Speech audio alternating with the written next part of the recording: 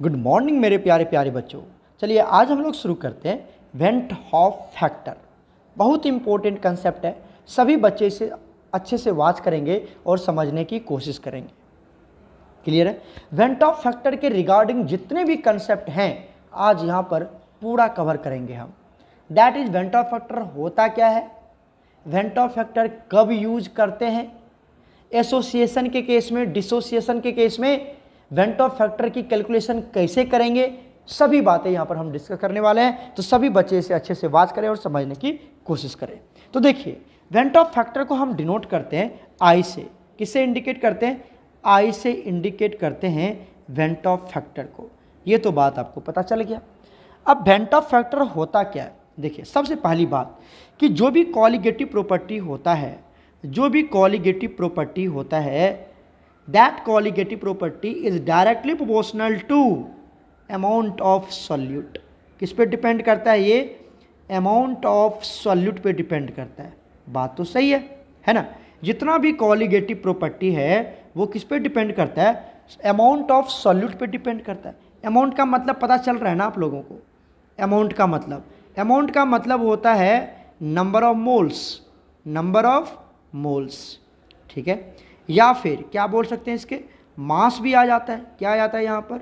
मास। या फिर क्या आ सकता है यहाँ पर? Number of particles, number of particles. तो ये सब क्या आ गए हमारे पास? अमाउंट को इंडिकेट करता है।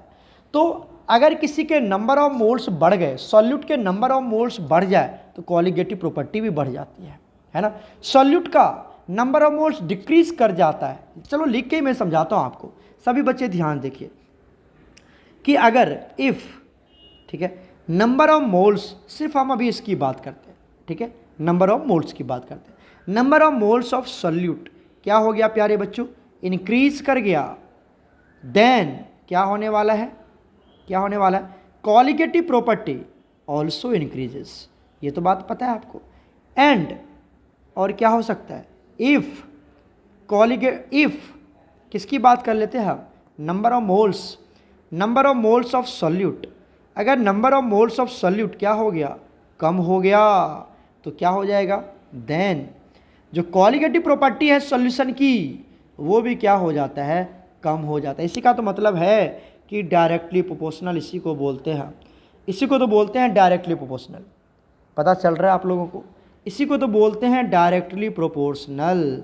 बोलो जल्दी से, समझ में आ रही बात? तो चलिए यहाँ पर मैं आपको एक लाइन से इंडिकेट करता हूँ। क्या? Number of particles, number of particles. तो नंबर ऑफ पार्टिकल्स भी किसको इंडिकेट करता है? अमाउंट को इंडिकेट करता है। किसको इंडिकेट करता है? ये अमाउंट को इंडिकेट करता है। क्लियर हो चुका है? क्लियर हो चुका है। चलिए तो आपने क्या देखा कि अगर नंबर ऑफ मोल्स बढ़ गए सॉल्यूट के, नंबर ऑफ मोल्स बढ़ गए तो कॉलिगेटिव प्रॉपर्टी भी बढ़ जाता है। और अगर नंबर ऑफ मोल्स डिक्रीज हो गया सॉल्यूट का तो कॉलिगेटिव प्रॉपर्टी भी क्या हो जाएगा? डिक्रीज हो जाएगा। ये तो पढ़ लिया, मतलब डायरेक्टली प्रोपोर्शनल।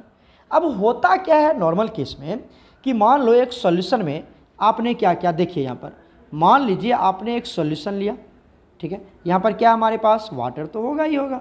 इसमें क्या ले रखा है हमने? वाटर ले रखा है। और आपने क्या डाल दिया? ऊपर से ऐड कर दिया इसमें NaCl। क्या ऐड कर दिया? NaCl। कितना मोल NaCl डाला आपने? 1 मोल। कुछ नहीं है तो 1 है ना इसके पीछे। अरे इधर देखो, कुछ नहीं है तो 1 है। आपने 1 मोल NaCl डाला, लेकिन जब वो वाटर में गया तब वो क्या बन चुका होगा? Na प्लस और Cl माइनस। मतलब 1 मोल Na प्लस बन गया और 1 मोल Cl माइनस बन गया। मतलब टोटल मोल कितने आ गए सॉल्यूट के? यहाँ पर 2 मोल्स आ गए। आपने डाला था कितना? 1 मोल। और आपकी जो कॉलिगेटिव प्रॉपर्टी होनी चाहिए वो तो 1 मोल के अकॉर्डिंग होनी चाहिए। लेकिन अब वो सॉल्यूशन में जब वो वाटर में गया तो बन कितना गया? 2 मोल्स बन गए। मतलब अब कॉलिगेटिव प्रॉपर्टी कितना शो करेगा? 2 मोल्स के अकॉर्डिंग शो करेगा, क्योंकि मोल बढ़ेगा तो कॉलिगेटिव प्रॉपर्टी बढ़ जाएगा, है ना? तो अब इस केस में आपकी एग्जैक्ट वैल्यू कॉलिगेटिव प्रॉपर्टी का आप कैलकुलेट नहीं कर पाते हैं, तो हमें एग्जैक्ट वैल्यू चाहिए। इसके लिए हमने इंट्रोड्यूस किया वेंट ऑफ फैक्टर की। क्लियर है?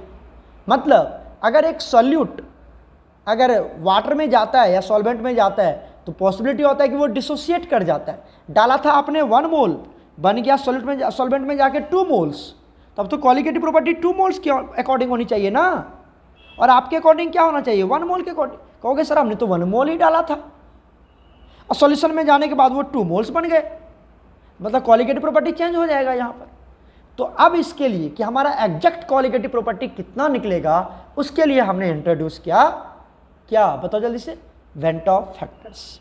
अच्छा, अगर कोई बच्चे ने पूछ दिया कि सर अगर मैं यहाँ पर C6H12O6, मतलब ये ग्लूकोज है, क्या ये ग्लूकोज, ये क्या आपका ग्लूकोज है, अगर मैं ये डाल दूँ 1 मोल, ये डाल दूँ 1 मोल, कुछ नहीं है तो यहाँ 1 तो है ही, देख रहे हैं आप 1 मोल ही है, तो अभी भी ये 1 मोल ही है, और जब ये वाटर में जाएगा तो अभी भी 1 मोल ही होगा, क्योंकि ये डिसोसिएट नहीं करेगा। जो इसको बोलते हैं नॉन इलेक्ट्रोलाइट्स, ये क्या है हमारा, ये जो ग्लूकोज है वो क्या है, नॉन इलेक्ट्रोलाइट्स है, मतलब ये आयंस में डिसोसिएट नहीं होता है। लेकिन जो NaCl है वो क्या आपका इलेक्ट्रोलाइट्स, इलेक्ट्रोलाइट्स होता है मतलब जिसके थ्रू इलेक्ट्रिसिटी पास होता है, और नॉन इलेक्ट्रोलाइट्स मतलब जिसके थ्रू इलेक्ट्रिसिटी पास नहीं होता। तो ये आयोनाइज, जो हमारा ग्लूकोज है ये आयोनाइज, ठीक है, नहीं होता है, और जो NaCl है जो इलेक्ट्रोलाइट्स है ये क्या हो जाता है आपका, आयोनाइज हो जाता है, इसलिए तो 2 मोल्स बन गए। तो जब आप नॉन इलेक्ट्रोलाइट्स यूज करते हैं तो वो भी अभी भी हमारे पास 1 मोल ही है, जब वो सॉल्यूशन में गया अभी भी वो 1 मोल ही रहेगा, उस केस में वेन ऑफ फैक्टर की कोई जरूरत नहीं है। क्यों, क्योंकि अभी भी 1 मोल, पहले भी 1 मोल, तो वैल्यू तो 1 मोल के अकॉर्डिंग ही आएगी ना कॉलिगेटिव प्रॉपर्टी। तो नॉन इलेक्ट्रोलाइट्स के केस में वेन ऑफ फैक्टर की यूज नहीं होता, लेकिन इलेक्ट्रोलाइट जब यूज करेंगे हम, जब इलेक्ट्रोलाइट्स यूज करते हैं वहां पर वेन ऑफ फैक्टर यूज आता है, क्योंकि वो या तो डिसोसिएट कर जाएगा या तो एसोसिएट कर जाएगा। तो हमने अभी जो एक्सप्लेनेशन दिया वो किसकी एक्सप्लेनेशन दी, डिसोसिएट का, टूट गया वो आयंस में, है ना, समझ में आया। तो यहां पर प्यारे बच्चों हमने क्या बताया कि जो कॉलिगेटिव प्रॉपर्टी है वो किस पे डिपेंड करता है, अमाउंट ऑफ सॉल्यूट पर, अमाउंट ऑफ सॉल्यूट पर डिपेंड करता है, ठीक है। तो चलिए एक बार फिर से समझाता हूँ। Colligative property is directly proportional to amount of solute, but ये amount of solute क्या हो जाता है, get changed, change हो जाता है in case of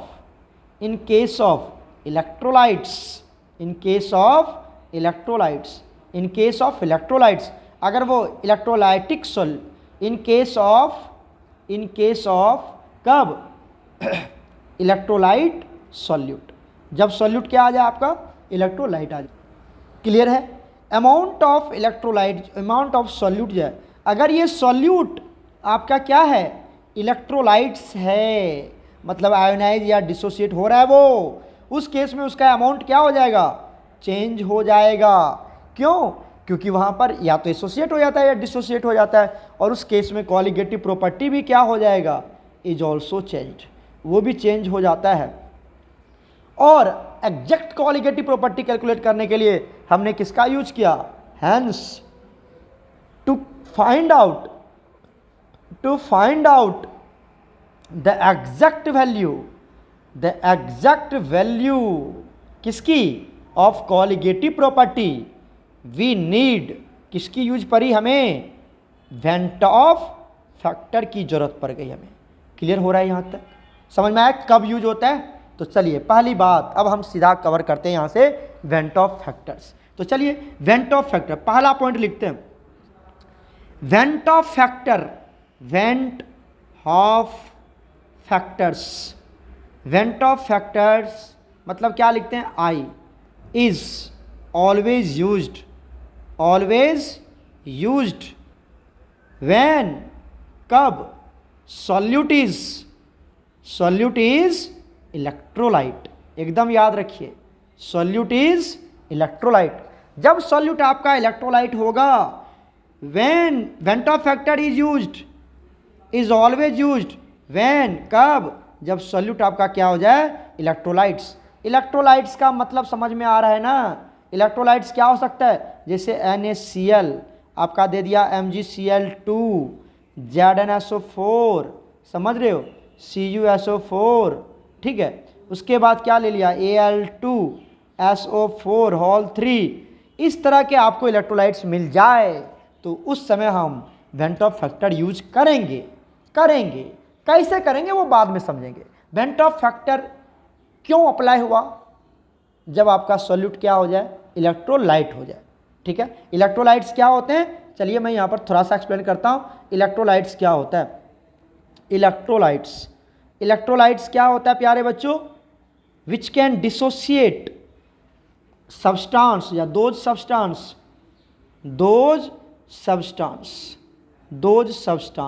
और यहाँ पर सब्सटेंस क्या होने वाला आपका? सॉल्यूट, है ना। तो those solute which can dissociate, which can ionise लिख देते हैं, ionises, which can ionises into ions when mixed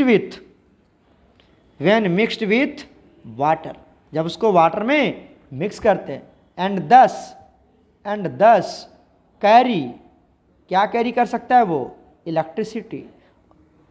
और वो क्या कैरी कर सकता है? इलेक्ट्रिसिटी बाय इटसेल्फ, अपने आप के थ्रू वो क्या फ्लो करवा सकता है? इलेक्ट्रिसिटी फ्लो करवा सकता है। बाय इटसेल्फ हटा दो, मतलब थ्रू इटसेल्फ या थ्रो, अपने आप के थ्रू वो क्या करवा सकता है? इलेक्ट्रिसिटी कंडक्ट करता है। उसको हम क्या बोलते हैं? इलेक्ट्रोलाइट्स बोलते हैं। उसको क्या बोलते हैं हम लोग? इलेक्ट्रोलाइट्स बोलते हैं। क्लियर हो रहा है इलेक्ट्रोलाइट्स क्या होता है? तो जब आपका ये सारे एग्जांपल हो गए इलेक्ट्रोलाइट्स के, तो जब आपका सॉल्यूट इलेक्ट्रोलाइट्स आ जाए तो वहां पर वेंट ऑफ फैक्टर यूज करते हैं।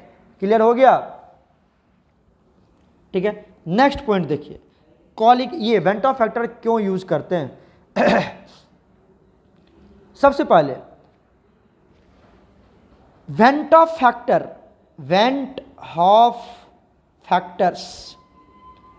Factor is introduced.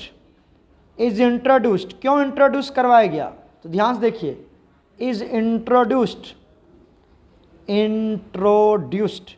क्यों इंट्रोड्यूस्ड क्यों गया? Because the observed colligative property, the observed colligative property and theoretical colligative property, theoretical, एकदम ध्यान से सुनो, theoretical colligative properties are not same. जब आपका सेम ना आ रहा हो, या फिर क्या बोल सकते हैं, और डिफरेंट, क्या हो जाए? वो दोनों डिफरेंट हो जाए, उस केस में हम वेंट ऑफ फैक्टर को इंट्रोड्यूस करते हैं। मतलब went of factor is introduced, तब इंट्रोड्यूस करते हैं बिकॉज ऑब्जर्व कॉलिगेटिव प्रॉपर्टी जो होता है वो थ्योरेटिकल कॉलिगेटिव प्रॉपर्टी के बराबर नहीं होता है और डिफरेंट होता है, तब हम यूज करते हैं वेंट ऑफ फैक्टर। अब बात आती कि सर ये ऑब्जर्व कॉलिगेटिव प्रॉपर्टी और थ्योरेटिकल कॉलिगेटिव प्रॉपर्टी क्या है? चलिए देखिए, ये है हमारा थ्योरेटिकल कॉलिगेटिव प्रॉपर्टी और ये है हमारा ऑब्जर्व्ड कॉलिगेटिव प्रॉपर्टी। तो ऑब्जर्व कॉलिगेटिव प्रॉपर्टी और थ्योरेटिकल कॉलिगेटिव प्रॉपर्टी क्या होता है, उसकी थोड़ी सी यहाँ पर हम डिस्कस करते हैं। देखिए, मान लीजिए हमारे पास एक क्या है, सॉल्ट है, NaCl। ध्यान से सुनते जाओ, ऑब्जर्व और थ्योरेटिकल समझ में आनी चाहिए आपको। तो हमने क्या ले लिया? NaCl ले लिया। जब ये पानी में गया तो टूट गया, किसमें? Na+ साथ में Cl-। बताइए, हमने यहाँ पर ले लिया एट टाइम t = 0, जब समय कितना है? 0 है। तो बताइए, हमने ये कितना ले लिया? 1 मोल, मान लेते हैं 1 मोल से। तो यहाँ पर कोई भी आयंस डिसोसिएट नहीं होगा। क्यों? क्योंकि टाइम 0 है, मतलब अभी कोई डिसोसिएशन शुरू नहीं हुई है, टाइम 0 है, प्रोसेस रुका हुआ है। ठीक है, और जब टाइम कितना हो गया हमारा? t हो गया, कुछ टाइम बीत गया है, तो ये तो हमारा स्ट्रॉन्ग इलेक्ट्रोलाइट्स है। आपको पता है ना, इलेक्ट्रोलाइट स्ट्रॉन्ग होते हैं जो 100% डिसोसिएट कर जाता है। अब ये कितना बचेगा? ये बचेगा 0, और ये कितना बन जाएगा? 1, ये बन जाएगा 1। तो दोनों 1 मोल में कन्वर्ट हो जाएगा। देखिए, ये कितना है आपके पास? देखो, ये कितना है? 1 मोल है, और ये भी कितना बना? 1, ये भी कितना बना? 1 बन गया। ठीक है, तो जब शुरू में आपने 1 मोल लिया था तब तो उसकी वैल्यू 0 थी, लेकिन जब टाइम बीत गया तो अब NaCl पूरा डिसोसिएट हो गया। अब वो NaCl के फॉर्म में नहीं है, अब वो किसके फॉर्म में है? Na+ Cl-, और कितना 1 के फॉर्म में है। क्लियर है? अब आइए ऑब्जर्व कॉलिगेटिव प्रॉपर्टी और थ्योरेटिकल कॉलिगेटिव प्रॉपर्टी क्या है? ऑब्जर्व कॉलिगेटिव प्रॉपर्टी ये है, इसको मतलब आफ्टर टाइम टी जब वो डिसोसिएट कर गया है, इसको बोलते हैं हम observed colligative property, observed colligative property. और ये जो आपका 1 है जो आपने शुरू में लिया था, ये है हमारा थ्योरेटिकल कॉलिगेटिव प्रॉपर्टी। तो ये क्या होगा बताइए? Theoretical colligative property. तो पता चला आपको ऑब्जर्व कॉलिगेटिव प्रॉपर्टी और थ्योरेटिकल कॉलिगेटिव प्रॉपर्टी क्या होता है? क्लियर है? ऑब्जर्व कॉलिगेटिव प्रॉपर्टी के लिए सबको हम क्या करते हैं? जोड़ देते हैं। ठीक है, चलिए अब यहाँ से अगर हमें आई कैलकुलेट करना पड़े, वेंट ऑफ फैक्टर कैलकुलेट करना पड़े, तो फॉर्मूला बनाता हूँ, ध्यान से देखिए। फॉर्मूला होता है कैलकुलेशन ऑफ, यहाँ पे मैं एक हेडिंग बनाता हूँ, calculation of went of factor. Now listen each and everyone, calculation of went of factor, went of factor. Went of factor की कैलकुलेशन कैसे करते? ध्यान से देखो, यहाँ पर एक रूल बन गया हमारा, क्या बन जाता है? आई इक्वल टू ऑब्जर्व्ड, तुम पूरा लिखना, observed colligative property divided by theoretical colligative property. ये बन गया हमारा आई निकालने का, ये बन गया आई निकालने का। तो बताइए क्या लिखेंगे यहाँ पर? आई की वैल्यू कितनी होगी? अब इसको सबको जोड़ दो, ऑब्जर्व कॉलिगेटिव प्रॉपर्टी यही है, सबको जोड़ दो। यहाँ पर 1 है, यहाँ पर 1 है, ये 0, कितना हो गया? 2। सबको जोड़ देना है, सबको जोड़ देना है। थ्योरेटिकल कितना है? 1, तो यहाँ पर 1, दैट इज आई की वैल्यू कितना आ गया? 2 आ गया। तो इस तरह से हम क्या करेंगे? वेंट ऑफ फैक्टर की कैलकुलेशन करेंगे। इस तरह से क्या करेंगे? हम वेंट ऑफ फैक्टर की कैलकुलेशन करेंगे। समझ में आ रही है बात? ऑब्जर्व कॉलिगेटिव प्रॉपर्टी और थ्योरेटिकल कॉलिगेटिव प्रॉपर्टी क्या होता है? समझ में आ गई बात? कोई दिक्कत तो नहीं है? चलिए यहाँ पर एक और रूल आ जाता है हमारे पास आई निकालने का। इसी को ऑब्जर्व कॉलिगेटिव प्रॉपर्टी को क्या लिख सकते हैं हम? I equal to, listen carefully, total number of moles of solute after dissociation. एकदम ध्यान से सुनो, यहाँ पे मैं थोड़ा नीचे लिखता हूँ, लेकिन ये अच्छे से लिखना तुम लोग। आफ्टर डिसोसिएशन और एसोसिएशन, एकदम याद होनी चाहिए फॉर्मूला। कैसे कैलकुलेट करते हैं? डिवाइडेड बाई यहाँ पे टोटल नंबर ऑफ मोल्स, किसके मोल्स? सॉल्यूट के। ठीक है, बिफोर डिसोसिएशन, एक सेकेंड, डिसोसिएशन, ठीक है, और एसोसिएशन। ठीक है, समझिए। और ये किसका फॉर्मूला बन गया हमारा? ये फॉर्मूला बन गया आई का। आई को इस तरह से कैलकुलेट करते हैं। अब आप देखिए ऑब्जर्व कॉलिगेटिव प्रॉपर्टी क्या था? ऑब्जर्व कॉलिगेटिव प्रॉपर्टी देखो, इधर देखो, फॉर्मूला अपने आप बन गया यहाँ से, कोई दिक्कत नहीं। ऑब्जर्व कॉलिगेटिव प्रॉपर्टी क्या है? After dissociation. देखो ना, ये कब मिला? टूटने के बाद। ऑब्जर्व कॉलिगेटिव प्रॉपर्टी कब मिल रहा है? जब वो आयंस में टूट चुका है, मतलब टूटने के बाद, तो आफ्टर डिसोसिएशन। अच्छा, थ्योरेटिकल क्या है? ये तो हो गया ऑब्जर्व कॉलिगेटिव प्रॉपर्टी, यही है ऑब्जर्व कॉलिगेटिव प्रॉपर्टी जिसको हमने यहाँ पे लिखा हुआ है, total number of moles of solute after dissociation. तो थ्योरेटिकल कॉलिगेटिव प्रॉपर्टी क्या है? थ्योरेटिकल कॉलिगेटिव प्रॉपर्टी क्या है? थ्योरेटिकल कॉलिगेटिव प्रॉपर्टी है बिफोर डिसोसिएशन। बिफोर डिसोसिएशन कितना लिया था आपने? देखो यही तो है जो कितना लिया था आपने? 1 मोल लिया था, 1 मोल लिया था ना शुरू में। बिफोर डिसोसिएशन, डिसोसिएट नहीं किया था तो कितना था हमारे पास? 1 मोल। तो ये बन गया बिफोर डिसोसिएशन। तो मेरे प्यारे बच्चों, फॉर्मूला आपको बिल्कुल याद होनी चाहिए। ये वेंट ऑफ फैक्टर की कैलकुलेशन है, total number of moles of solute, ठीक है, आफ्टर डिसोसिएशन और association divided by total number of moles of solute before dissociation और एसोसिएशन। ये बिल्कुल फॉर्मूला आपको याद होनी चाहिए। ये हमने कैलकुलेट कर लिया कहाँ से? Observe colligative property divided by theoretical colligative property से। क्लियर है यहाँ तक? ये दोनों फॉर्मूला आपको बिल्कुल याद होनी चाहिए जो मैंने आपको सिखाया यहाँ से। क्लियर हो चुका है? चलिए आगे चलते हैं हम लोग।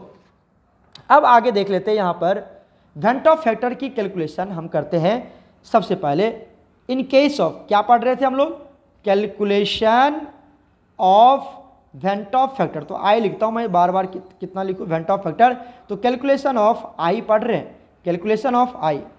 अब आपको ये तो पता चल गया कि अगर हमारा सॉल्यूट इलेक्ट्रोलाइट्स है, सॉल्यूट क्या है, इलेक्ट्रोलाइट्स, किस केस में, जो सॉल्यूट है वो आपका क्या बनेगा, इलेक्ट्रोलाइट्स होंगे।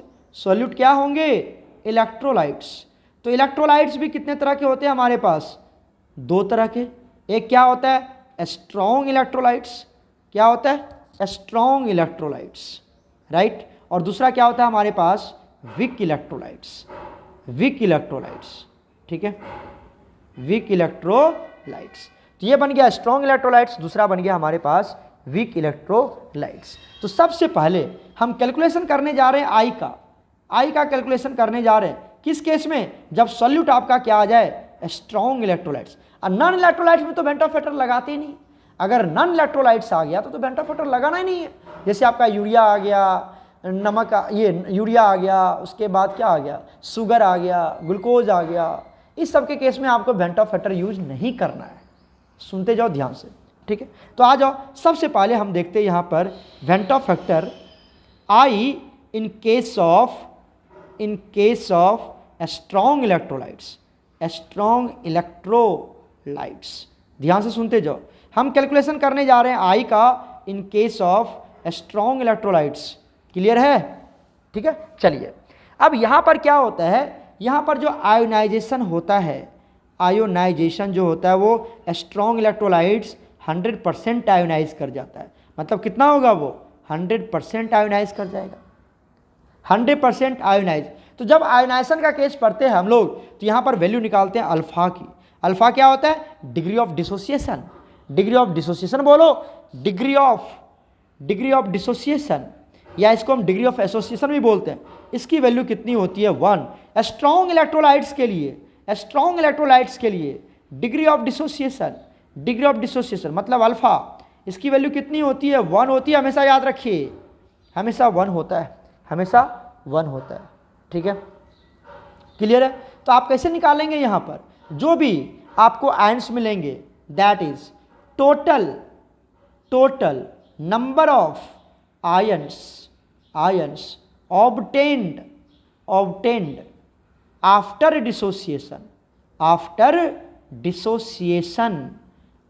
dissociation, वही आपको क्या दे देगा, आई का वैल्यू दे देगा। Total number of ions after dissociation किसकी वैल्यू देगा आपको, आई की वैल्यू देगा। किसकी वैल्यू देगा, आई की वैल्यू देगा। समझ रहे हो, मतलब आई इक्वल टू एन, और एन क्या है, total number of ions. N क्या है, ये जो टोटल नंबर ऑफ आयंस है यही है आपका, क्या बताओ जल्दी से, एन। तो मतलब ये क्या हो गया, total number of ions. Clear हो रहा है। चलो एग्जांपल के थ्रू देख लेते हैं। मान लीजिए आपने क्या ले लिया, हमने ले लिया MgCl2। बताओ यहाँ पर आई का वैल्यू कितना हो जाएगा, बेंट ऑफ फैक्टर। ये स्ट्रॉन्ग इलेक्ट्रोलाइट्स है, कौन सा ये, स्ट्रॉन्ग इलेक्ट्रोलाइट्स, ठीक है, स्ट्रॉन्ग इलेक्ट्रोलाइट्स है। तो बताइए यहाँ पर ये टूटेगा तो क्या देगा, ये देगा आपका Mg+2, साथ में दे देगा 2Cl-। तो बताइए कितने आयंस बन गए, 2 तो यहाँ मिल गया आपको, 1 यहाँ मिल गया। तो जितने आयंस मिल गए वही क्या दे देगा आपको, आई का वैल्यू। तो आई इक्वल टू कितना हो गया, 1 + 2 कितना आ गया, 3। तो आई की वैल्यू 3। क्लियर है यहाँ तक। एक और एग्जांपल देख लेते हैं स्ट्रॉन्ग इलेक्ट्रोलाइट्स के केस में। हमने ले लिया Al2SO4 और यहाँ पे लगा दिया होल 3। इसको जब आप ब्रेक करेंगे तो क्या देगा, ये 2Al+3 देगा, और साथ में क्या दे देगा, 3SO4 - 2, राइट। तो बताइए यहाँ से मैं कलर चेंज कर दूँ थोड़ा सा ताकि आपको पता चले। देखो Al, एक सेकेंड इधर दो ध्यान, Al2SO4 होल 3, तो यहाँ पर आ जाएगा 2 एल्युमिनियम के साथ लगा हुआ, यहाँ पर आ जाएगा 3। तो बताइए आई का value, total number of ions 2 और 3 कितना हो जाएगा, ये 2 + 3, आई की वैल्यू 5। समझ में आ रहा है क्या।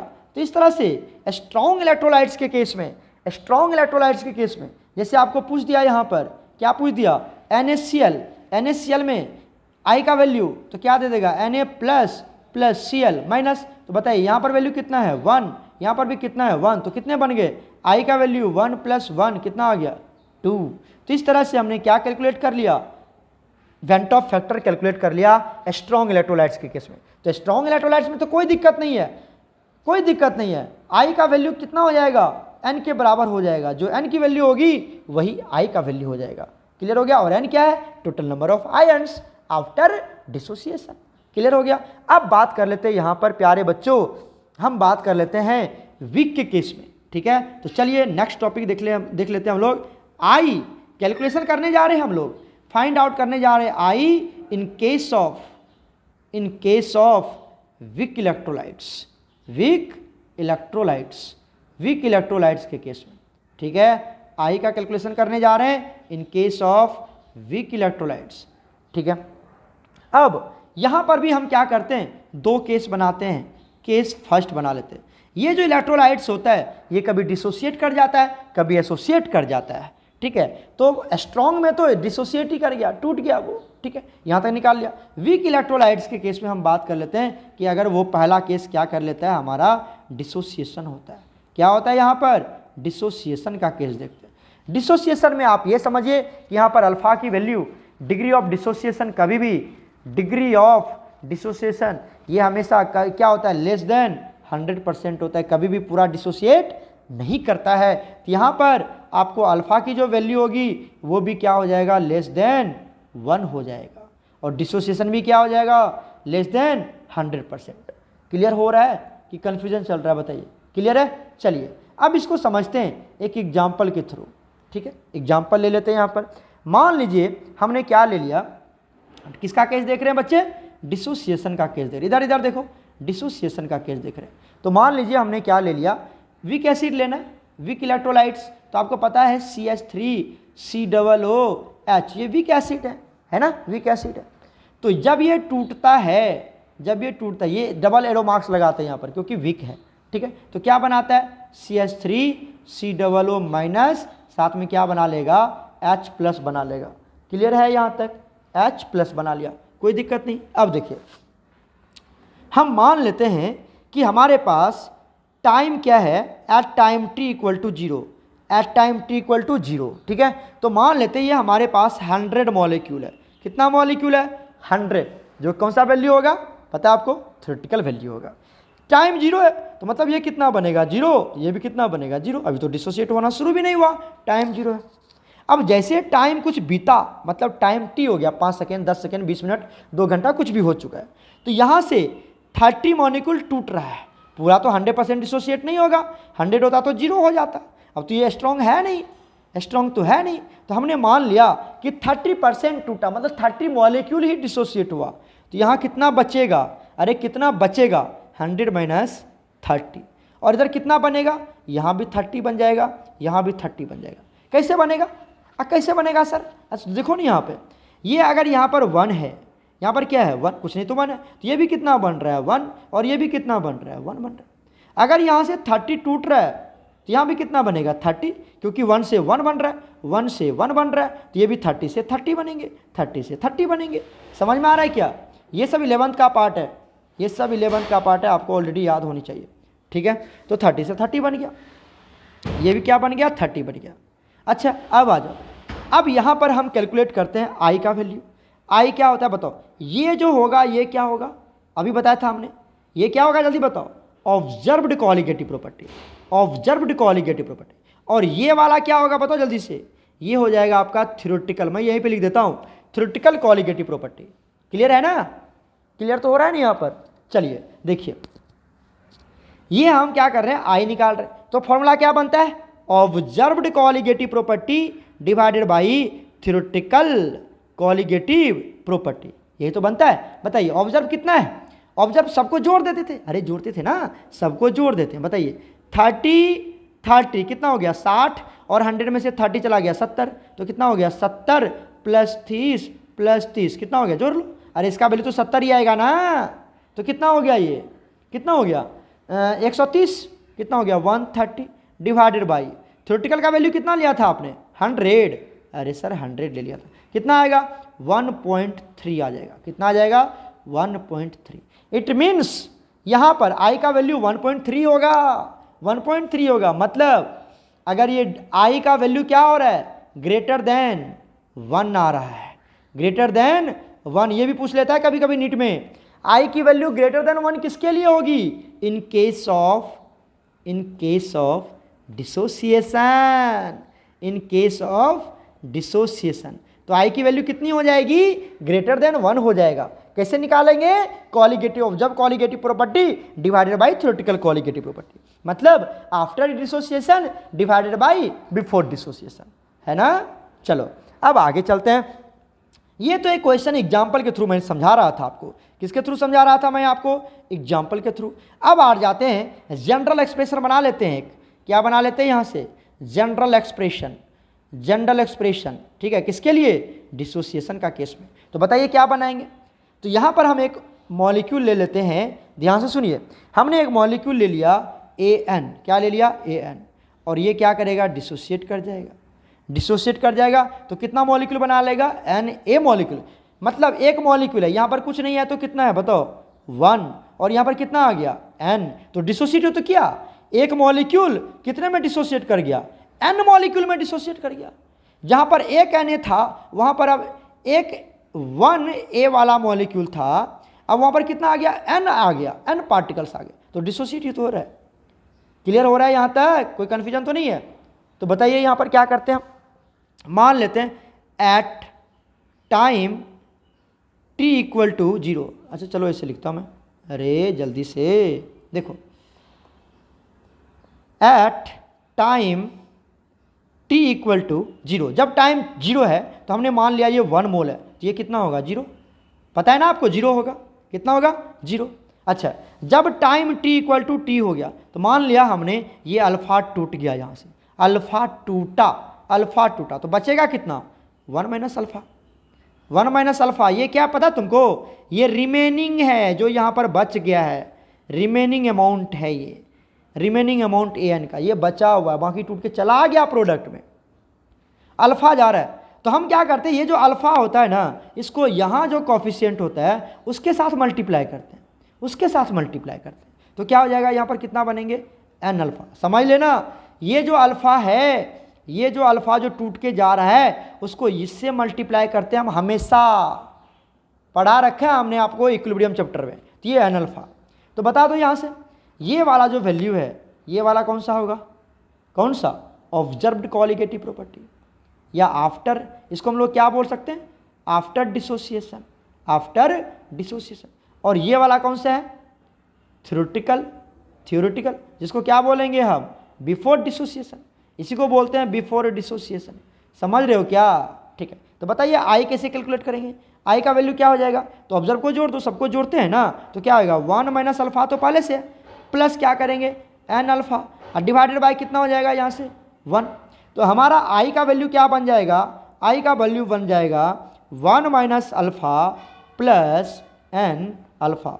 एकदम याद रखिए, एकदम याद रखिए, बहुत बहुत इंपॉर्टेंट है ये वाला, too much important, too much important है ये, एकदम याद होनी चाहिए आपको। अरे क्या हो गया? ये टू मच इम्पोर्टेंट है, ध्यान से देखो क्या मैंने बताया? I equal to 1 minus alpha plus N alpha, N alpha एकदम याद होनी चाहिए ये वाला value, very very important, very very important. ये फॉर्मूला आपको हमेशा याद रखना पड़ेगा, किसके लिए? For dissociation, for dissociation. Clear हो रहा है? क्लियर हो रहा है? यहाँ तक डिसोसिएशन का इक्वेशन हमने आपको समझा दिया, कोई दिक्कत आपको नहीं होनी चाहिए। अब चलते हैं, नेक्स्ट कंसेप्ट आता है हमारे पास केस सेकेंड, केस सेकेंड। और केस सेकेंड क्या ले लेते हैं हम लोग? एसोसिएशन का केस। किसका केस? एसोसिएशन, एसोसिएशन, एसोसिएशन मतलब जुड़ जाना। आपने डाला 2 मॉलिक्यूल, बन गया 1 मॉलिक्यूल, और डिसोसिएशन में डाला था 1 मॉलिक्यूल, बन गया N मॉलिक्यूल, डाला था 1 मॉलिक्यूल, बन गया N मॉलिक्यूल, डिसोसिएशन हो गया। यहाँ पर एसोसिएशन में डालेंगे N मॉलिक्यूल, बनेगा 1 मॉलिक्यूल। समझ रहे हो ना? एसोसिएट कर जाएगा। तो चलिए इसको भी सबसे पहले हम क्या करते हैं, एग्जाम्पल के थ्रू समझाता हूँ मैं आपको, ध्यान से देखिए। हम क्या करते हैं, यहाँ पर CH3COOH है एसिटिक एसिड, और यहाँ पर क्या करते हैं प्यारे बच्चों, हम ले लेते हैं बेंजीन। इसको किस में ले लेते हैं? हम बेंजीन में ले लेते हैं। तो बेंजीन में जब आप लेंगे तो ये क्या बना लेता है? ये बना लेता है CH3COOH होल 2, मतलब दूर जुड़ जाता है, ये जुड़ जाता है, ऐड हो जाता है, ठीक है। तो बताइए यहाँ पर इसको बैलेंस करना पड़ेगा, तो यहाँ पर क्या लेना पड़ेगा, 2 लेना पड़ेगा। तो अब आप चेक करें, अरे इधर इधर इधर देखो, चेक करो, इधर जब यहाँ लिया कितना 2, बन गया कितना 1, तो क्या हो रहा है, एसोसिएट हो तो हो रहा है। डायग्राम बना के दिखाओ, देखो हमने क्या लिया यहाँ पर, 2 मॉलिक्यूल ले लिया CH3COOH का। चलो डायग्राम नीचे बनाते हैं क्योंकि यहाँ पर हमें समझाना पड़ेगा। CH3COOH कैसे क्या करता है, यहाँ पर डायमराइजेशन हो जाता है। क्या हो जाता है यहाँ पर, डायमराइजेशन, मतलब वो डायमर बना लेता है, 2 बना लेता है, जुड़ के 2 बना लिया, डायमर हो गया, ठीक है। क्या बनाएंगे, CH3 तो ऑलरेडी है ही, यहाँ पर लगा दिया C, ठीक है, यहाँ पे लगा दिया O, यहाँ पे लगा दिया O, यहाँ पे लगा दिया H, ये बन गया ना CH3COOH। दूसरा क्या बनेगा, CH3, यहाँ पर क्या लगा दिया C, यहाँ पे लगा दिया O, यहाँ पे लगा दिया H, और यहाँ पे लगा दिया डबल बॉन्ड O। अब आप चेक करें, इस तरह से बन जाता है। और यहाँ पर क्या हो जाता है प्यारे बच्चों, यहाँ पर क्या बन जाता है, हाइड्रोजन बॉन्ड बन जाता है इसके बीच में, ऑक्सीजन और हाइड्रोजन के बीच में। यहाँ पर भी एक बॉन्ड बन जाता है, हाइड्रोजन बॉन्ड। और ये कितने मॉलिक्यूल बन गए, अब ये बन गए 1 मॉलिक्यूल। कितना मॉलिक्यूल, 1 मॉलिक्यूल बन गया। लिया था कितना आपने, 2 लिया था, 2 बना 1, और अटैच हो गया किसके थ्रू, हाइड्रोजन बॉन्ड के थ्रू। किसके थ्रू, हाइड्रोजन बॉन्ड के थ्रू। क्लियर हो रहा है, क्लियर हो रहा है। तो इसको बोलते हैं हाइड्रोजन, तो इसको बोलते हैं एसोसिएशन। अब आइए, जब टाइम 0 था, t = 0, तो बताइए हमने मान लिया 1, ये कितना बनेगा 0, अभी तो कुछ होने वाला है नहीं।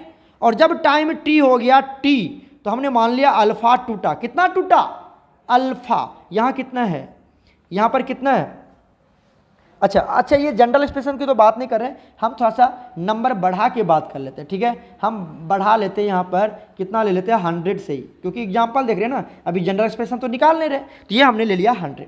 यहाँ पर मान लिया कि 30 मॉलिक्यूल जा रहा है एसोसिएट होने के लिए, पूरा तो जाएगा नहीं, पूरा थोड़ी जाएगा जी, स्ट्रॉन्ग थोड़ी है, ये तो वीक है, तो पूरा तो जाएगा नहीं। अब ये 30 जा रहा है, 30 जा रहा है, यहाँ पर कितना आएगा, 30 आएगा, आएगा ना 30 आएगा, सोच लो आएगा या नहीं आएगा, मैं आपसे पूछ रहा हूँ। और यहाँ पर बचेगा कितना, 100 माइनस 30, मतलब 70 बच जाएगा। यहाँ पर 30 तो चला गया, अब 70 ही बचा, यहाँ पर 30 चला गया। लेकिन जब 30 गया ना, तो ये 30 नहीं बनाएगा, ये बना लेगा यहाँ पर 15। ऐसा किससे हो गया सर, आप चेक करो ना, इधर चेक करो, कहाँ गए, यहाँ पे चेक करो। ये 2 मॉलिक्यूल्स से कितने मॉलिक्यूल बन रहे हैं, 1 मॉलिक्यूल बन रहे हैं। 2 मॉलिक्यूल से कितने बन रहे हैं, 1, तो 30 से कितना बनेंगे, अरे 2 से 1, तो 30 से 15 ही तो बनेंगे, 30 मत बना देना। 30 से कितना बनेगा, 15 बनेगा, इससे तो मैं पूछ रहा हूँ आपसे। क्लियर हो गया। तो बताइए इसको क्या बोलेंगे, इसको बोलेंगे हम ऑब्जर्व्ड कॉलिगेटिव प्रॉपर्टी बोलेंगे ना, या आफ्टर डिसोसिएशन, या आफ्टर एसोसिएशन, यही तो है आफ्टर एसोसिएशन। सबको जोड़ देंगे यहाँ पर, ऑब्जर्व निकल जाएगा। और ये क्या हो जाएगा आपका, ये वाला क्या बन जाएगा, थ्योरेटिकल। ये क्या बन जाएगा आपका, थ्योरेटिकल, जिसको क्या बोलते हैं हम, बिफोर। समझ में आ रही क्या, बिफोर एसोसिएशन है, लिख लोगे ना, यहाँ पर जगह नहीं है, आप लिखना अच्छे से। अब आइए यहाँ पर क्या बन जाएगा, आई कैलकुलेट करने जा रहे हैं, तो आई इक्वल टू क्या होता है पता है ना, after bye before, after dissociation और एसोसिएशन डिवाइडेड बाई बिफोर।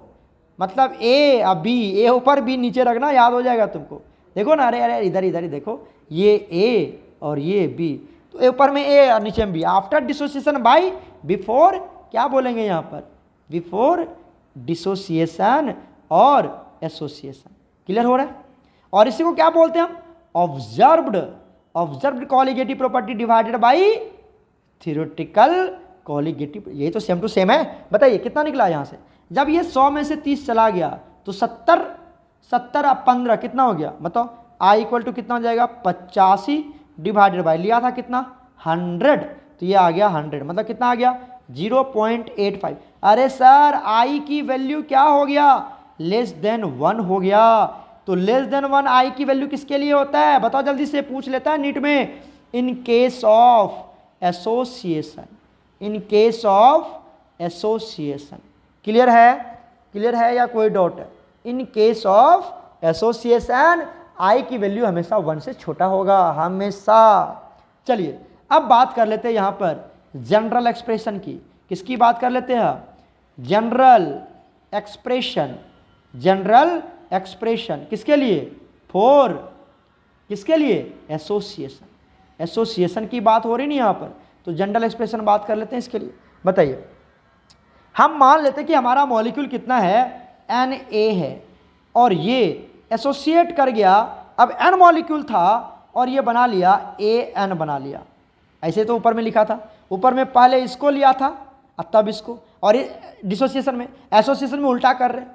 अब समझ में आ रहा होगा आपको, है ना? तो देखिए यहाँ पर बिल्कुल वैसा ही है कि N मॉलिक्यूल है यहाँ पर, और यहाँ पर कितना मॉलिक्यूल है? 1। तो एसोसिएट कर गया, वो जुड़ गया, N मॉलिक्यूल जुड़े और 1 बना लिया।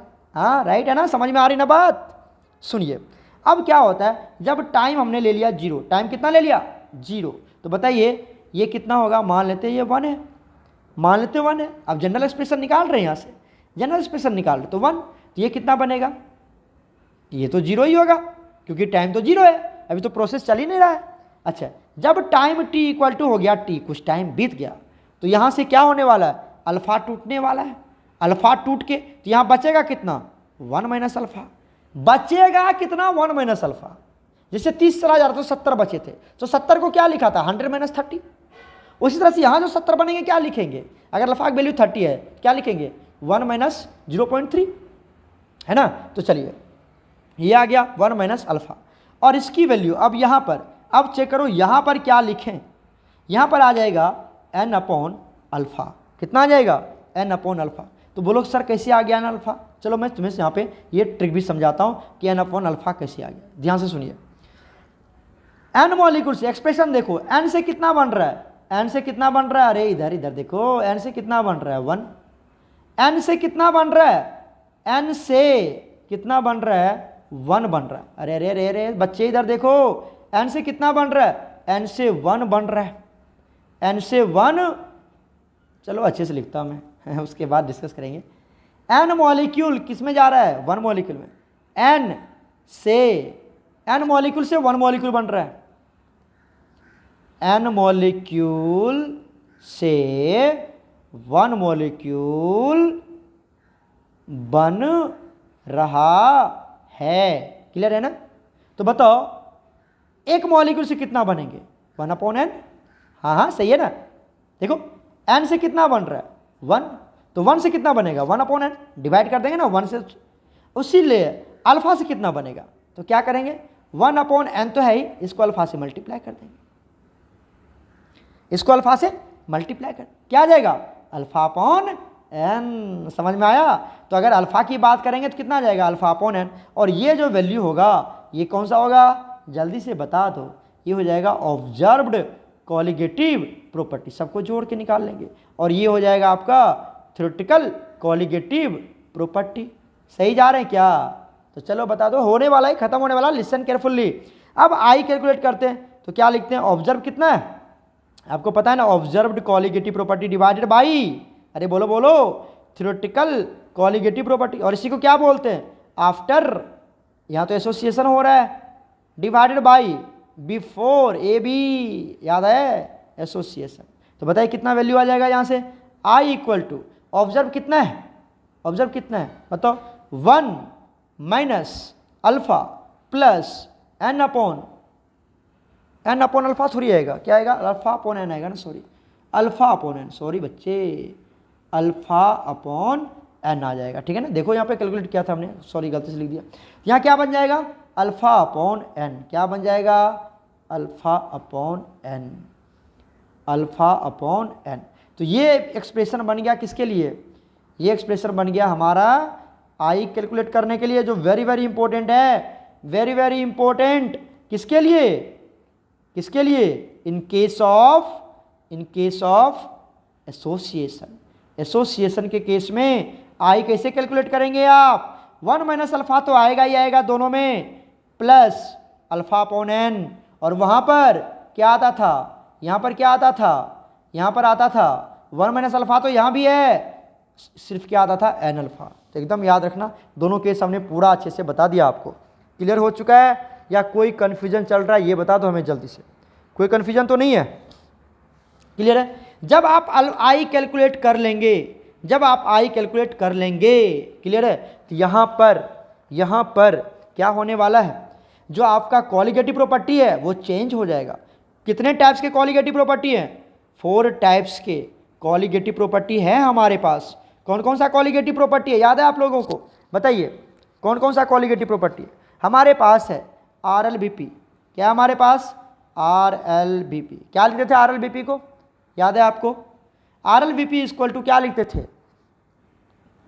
P note minus PS upon P note. भूल गए? यहाँ पर वाटर लिख लो, वाटर की बात कर रहे हैं या अल्कोहल जूस की बात कर रहे हैं। क्लियर है? और इसी की वैल्यू आती थी mole fraction of solute, mole fraction of solute. तो यहाँ पर क्या करेंगे आप, इसको I से मल्टीप्लाई कर देंगे, निकल जाएगा आपका वैल्यू, निकल जाएगा यहाँ से। ठीक है? और मोल फ्रैक्शन ऑफ सॉल्यूट कैसे निकालते थे, याद है? I इंटू क्या कर देंगे, number of moles upon A divided by number of moles upon B, क्योंकि A को एलिमिनेट कर देते थे यहाँ से, number of moles of A को हटा देते थे। याद है ना आप लोगों को? याद है ना ये फॉर्मूला? तो I से मल्टीप्लाई कर देंगे, I से अब मल्टीप्लाई हो जाएगा। कब होगा I से मल्टीप्लाई? जब आपको सॉल्यूशन में, क्वेश्चन में सॉल्यूट इलेक्ट्रोलाइट्स दिया हुआ रहेगा, सॉल्यूशन में इलेक्ट्रोलाइट्स होंगे सॉल्यूट, तब I से मल्टीप्लाई करके निकालना कॉलिगेटिव प्रॉपर्टी। ठीक है? दूसरा हमने क्या पढ़ा, जो पहला था, दूसरा क्या था? Elevation in boiling point delta TB। क्या बोलते थे इसको, क्या लिखते थे? KB into molality. तो किससे मल्टीप्लाई कर दो इसको? I से मल्टीप्लाई कर देना। क्लियर है? तो जब इसको आप I से मल्टीप्लाई करेंगे तो ये फॉर्मूला क्या बन जाएगा, सोचो, I इंटू, याद है फॉर्मूला आपको? यहाँ पर क्या लिखते थे? KB into WA upon MA into 1000 divided by WB। अरे भूल गए क्या? ये फॉर्मूला भूल गए क्या? ये सब फॉर्मूला हमेशा याद रखें और उसमें सिर्फ I से मल्टीप्लाई करते हुए चले जाओ, वहाँ पे सिर्फ I से मल्टीप्लाई हुए करते हुए निकल लो, बस फॉर्मूला निकल जाएगा आपका आराम से। कोई दिक्कत? जल्दी बताओ, कोई दिक्कत तो नहीं है? चलिए अब आता है हमारे पास थर्ड कॉलिगेटिव प्रॉपर्टी। थर्ड ऐसा ही है, डेल्टा TF। क्या निकालते थे? KF into molality. क्या करोगे, इसको भी I से मल्टीप्लाई कर देंगे सर। अब आइए आगे क्या करेंगे, अरे सर फिर से I से मल्टीप्लाई कर दूं और आगे क्या लिख दूं, KF तो होगी इंटू, अरे वही फॉर्मूला ऊपर वाला, WA upon MA into 1000 divided by WB, किसमें? ग्राम में। याद है ना आपको? किस में लेते थे ये? ग्राम में लेते, याद ही होगा आप लोग को। ठीक है? तो ये एक एक्सप्रेशन बन गया।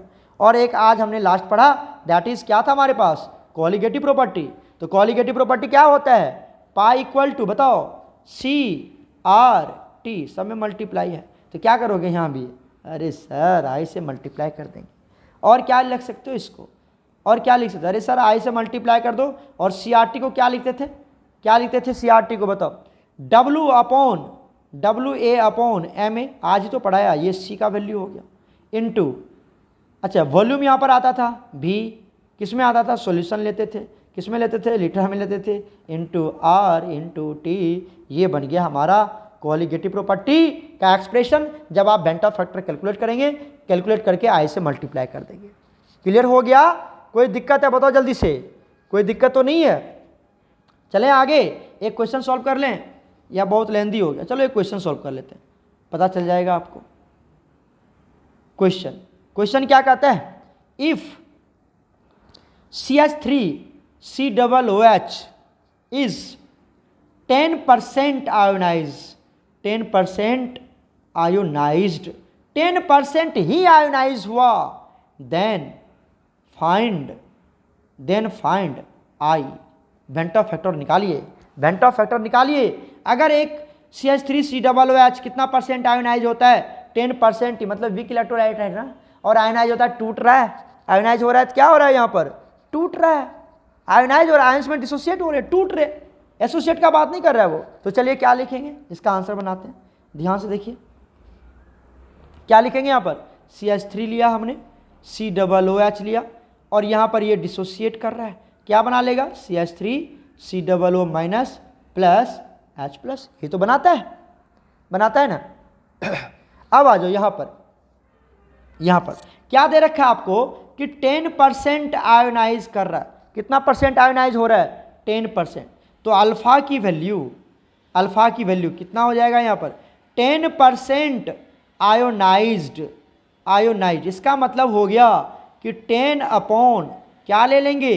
परसेंट का मतलब 100, मतलब कितना आ गया? 0.1। तो अल्फा की वैल्यू कितनी हो जाएगी? 0.1। कैसे निकालेंगे? जितना परसेंट आयोनाइज कहेगा उतना परसेंट को क्या करोगे आप? 100 से डिवाइड कर दोगे। बोल देगा यहाँ पे 30% आयोनाइज हो रहा है, तो अल्फा की वैल्यू कितनी हो जाएगी? 30% आयोनाइज हो रहा है तो क्या हो जाएगा? 30/100%, मतलब कितना आ जाएगा? 0.3। समझ में आ रही कि समझ से जा रही है? बताओ जल्दी से, आ रहा है समझ में? तो इस तरह से हम क्या निकाल लेंगे? अल्फा की वैल्यू कैलकुलेट कर लेंगे। तो अभी आपको कितना परसेंट आयोनाइज हो रहा है? 10%। तो अल्फा की वैल्यू कितना आ गया? 10। अच्छा बताइए यहाँ पर कितने आयंस बने? कितने आयंस बने? एक ये बन गया, एक ये बन गया। तो आयंस कितने बने? 2। तो एन की वैल्यू कितना आ गया? 2 क्या एन क्या है हमारा? एन है नंबर ऑफ आयंस। इसी को एन कितना हो गया? 2 हो गया। कोई दिक्कत तो नहीं है। तो एन की वैल्यू आ गया 2, अल्फा की वैल्यू आ गया 0.1। तो बताइए डिसोसिएशन का केस है, वीक इलेक्ट्रोलाइट्स का केस है। यहां पर आई का फॉर्मूला क्या मैंने बताया आपको? क्या बताया?